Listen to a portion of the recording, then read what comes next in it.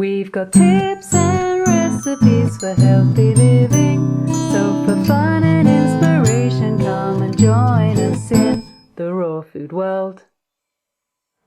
Welcome everybody, this is Matt Monarch with the Raw Food World TV show. And I had a difficult night last night with Oria, and I'm about to tell you the story right now.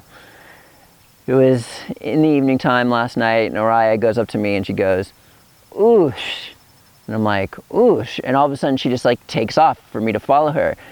And just a really quick story to let you in on what's going on here. Oria speaks two languages. She speaks Spanish and English, and I know very little Spanish, so it's already kind of difficult to hear a 2-year-old speak what she's saying, and then now that she's speaking Spanish more than half the time because it's an easier language, it can be difficult at times. Most of the time I know what she's asking, but hey. So I'm sitting here following my lovely, beautiful daughter, Oria. She's going towards the kitchen. We're talking, she's going, "Oosh, oosh." I'm like, "Okay, oosh, let's go." And then all of a sudden, we turn around by the fridges and the freezer, and she stops. Yep, she stops. And she turns around, looks at me with her little face, and goes, "Oosh." And I'm beginning to realize she wants me to do something for her right now. And she goes, "Oosh," again. And I'm realizing all of a sudden I don't understand what she's saying, and I see the look, and then everything just turns into absolute slow motion. Like maybe you've experienced it when you've almost gotten in a car accident, and all of a sudden this car's about to hit you and everything just goes into slow motion. You're like, "Oh no." So Oria here is about to explode if I don't, because she has that look and frustration that I don't get what she's saying. I have about 4 seconds to determine what the heck she is saying before the mass explosion. So I'm sitting there like, "Oosh, oosh," 3, and all of a sudden it's like slow motion, everything's going on. My brain is like racking like crazy. Maybe you've had experiences when you were at work and your boss is like furious and you're like coming up with some sort of idea. You're like just racking your brain as much as you possibly can. "Oosh, what does she want? I'm looking everywhere, I'm looking everywhere. Oosh, 2, 1. And then I look at her and she goes, "Oosh," and then starts crying and screaming at me like I'm like the evil Darth Vader or something like this, like I committed some sort of crazy crime. I'm sitting there trying to rack my head. "Oosh, I don't know what the heck oosh means." So I'm like, "Angela, where are you?" And Angela comes running out. She's like, "What's wrong?" And the way Oria's screaming, it sounds like she just fell off a 10-foot building and is like totally injured or something. So Angela's freaking out because she thinks her daughter probably just like got cut with a knife or something, when in fact it was just this oosh situation. And I'm like, I didn't know what she was saying. Like, "Can you tell me what she..." So she picks up Oria. She's screaming her head off, crying as much as you couldn't believe. So what I did was I just like walked away because she didn't want me anywhere around. And she's still crying and screaming, and I feel all guilty, and I'm sitting there besides myself. I let like 45 seconds go, and I go back to see if I could comfort her or something. And Mama's holding Oria. I'm like, "Oria, I'm sorry." And she just points at me like, "Ah, you evil!" Like she didn't say evil, but "Ah, you did it!" Ah! And I'm just like, I didn't know what she was saying, you know? So I was like, oh man, I just walked away, and that was the end of it. So in the background, I finally hear the crying dissipating. It was, it just, like seriously, it was like I was the evil emperor or something to that aspect. It was like, blame, you didn't know what I was saying. But whatever. So I could deal with that, right? Okay, that's one aspect. Okay, my night started off a little bit rough. Okay, fine. But it didn't end. So time goes by, Oria forgets about the nice little situation. And these instances are very rare, by the way. So we walk into the bath, it's bath time. So we go into the bathroom where the bath is. And all of a sudden Oria goes, "Dada, help," and puts her arms up and wants me to take her shirt off. And right at that second, it was just like, oh no, this can't be happening. She just like blew up at me. See, you guys, when taking off Oria's clothes, like this is something Mama does, and I'm not really good at it. There've been times where I would just like, I just like try to pull her shirt off, right? And her head gets stuck and her arms all over the place, and you're just like pulling, and she's screaming, and I'm just like, I just don't like doing it. And Angela, and I'm sitting there because Angela just knows about this whole screaming fest that went on, and she goes, Dad, Dad. She's like, do you want Mama to do it? No, Dad, Dad. And I'm sitting here like, is she doing this on purpose? So I'm sitting here, and Angela goes, Matt, you have to take out one arm at a time. One arm at a time? Okay. And then I'm sitting there like, okay, I've got to take one arm at a time. So I'm sitting there going like, I can't believe that I have to do this. I don't know if any of you ever played that game Operation when you were young, and you just have to like take those little itty bitty tweezers and get it right, and you can't touch the metal or all of a sudden, blah, like, blah, you're like going in there and you're like trying to get that leg bone out or something like that, and then it's like practically impossible. I sucked at that game, all right? So here I am sitting there realizing I have to somehow take this arm out, and then after that take the other arm out, and this is what's going on. Okay, so finally, here I am. I go in there, I'm talking operation, and it was very difficult. And you know, normally she has very little patience, and if I don't do it in the right speed amount of time, so there's an added aspect to it, she's gonna lose it. So I get her first arm out pretty good. It wasn't 100% good, but it was good. And there I am, and it just turned into like, okay, I just gotta rip the whole entire shirt off, rip it up her head. Now it's just one arm and one head. And I do it, and all of a sudden, like, just because it was like almost like you have to like stay that concentrated for the entire time, and I couldn't do it. Like I wanted to do the next arm, but it just looked like a mess. Like, okay, now like this is off, this shirt is up here, and then the arm is there, and I'm like, it was just impossible. There was no way to get the other arm out. So I'm sitting here pulling up, and then her head's stuck, and I'm like, Sheila, I didn't want to do this in the first place. One after another. So it was a difficult night. But I'm not done. No. No.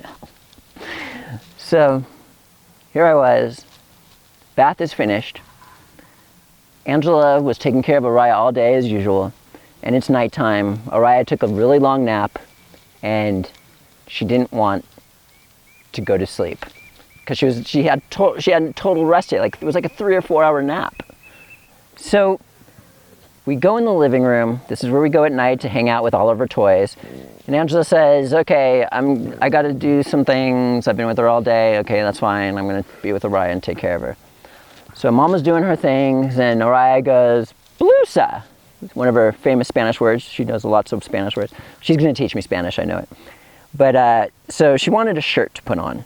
So I took her to her little cabinet where she has all her clothes, and she picked a shirt. I don't know if she did this on purpose or not, but all of a sudden we end up in her little toy castle that we're in, and she wants me to help her put on the shirts. Yep. First was the oosh that I'm supposed to understand.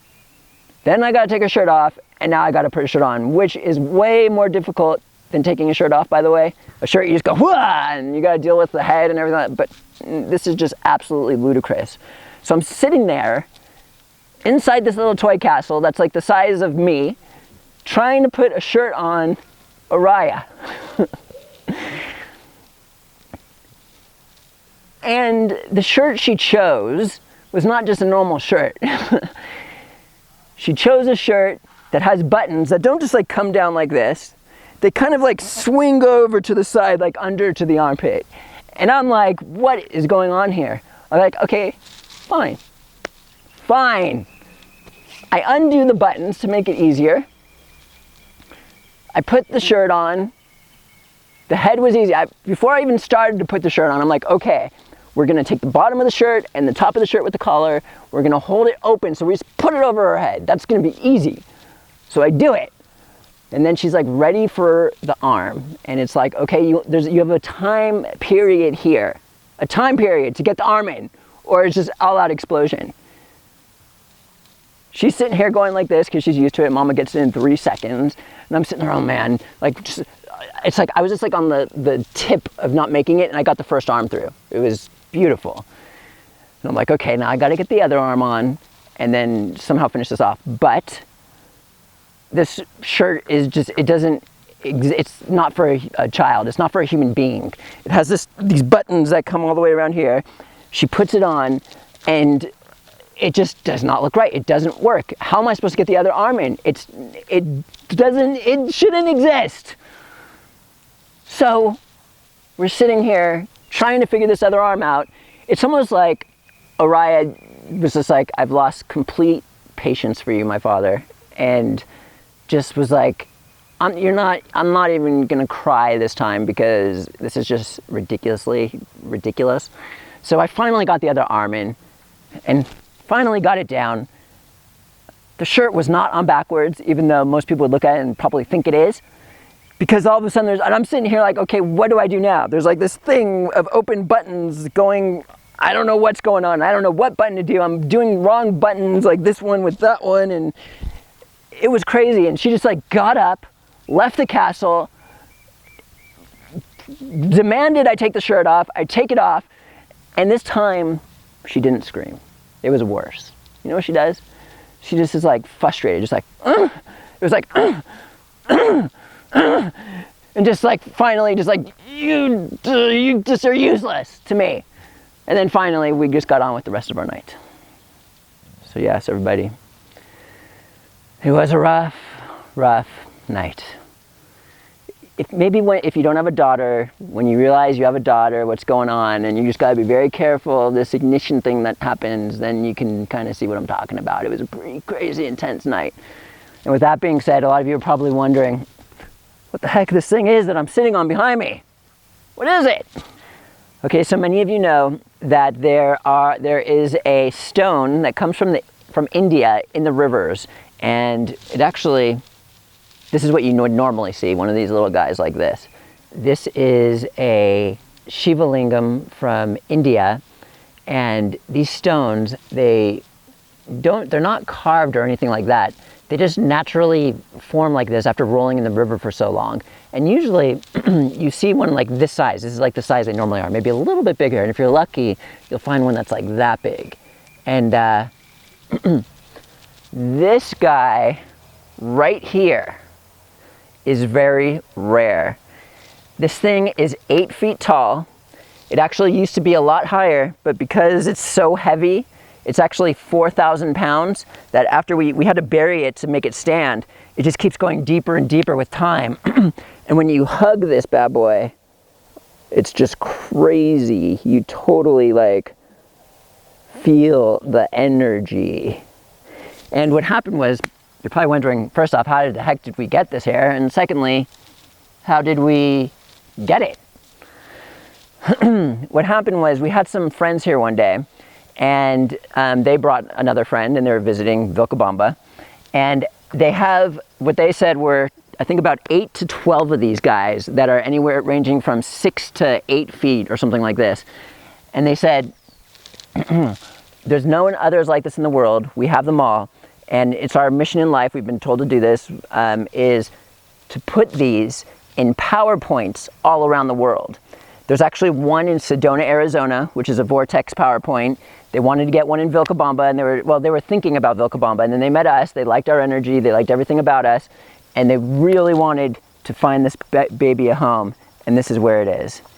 And they had them all in the States, and the way we got this here was, we were bringing a container in of all of our stuff, mine and Angela's goods, when we first moved here for the first time, and we put this guy on it. And when it got here, having them bring it off the truck to over here was definitely a sight. It took like seriously 20 guys, and they were putting like, we put it on this board with blankets, and then it ended up, this is how we figured it out, with like ropes to pull, but we took like metal poles, and the guys at the front would put the metal poles under the board, and we'd pull it, and the metal poles would roll to the very end. And then the guys at the end would run and bring the pole back to the front and back to the front, and we rolled it all the way here. And then it was sitting here, we dug the hole, and then they kind of just like took the plywood or the wood and went like this to like make it just like fall in here. And we did it. It took a really long time. It took like 2 hours, but there's one here, there's one in Sedona. I'm not really sure where they had the other ones. I didn't really even inquire.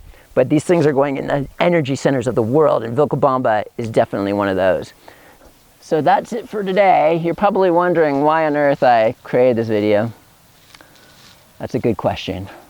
Maybe I just want a little empathy. For those of you fathers out there who know exactly what I'm talking about, please post your comments below. And I'd love to hear the support, love, and everything you got about the situation. And that's pretty much it. This is Mad Monarch, rocking the house, gearing up for the retreat here. We've got some retreat videos coming to you within a week or so, and we'll see you next time at the Raw Food World TV show. So, just another day here at the Raw Food World, and we are going to do some, I guess we did the entertainment, now we've got to do some educational stuff. Isn't that right, Jade? We just, what do we feed you guys? Chicken. He eats once a day. What are you doing? And he doesn't even like his food. He doesn't even eat that much food.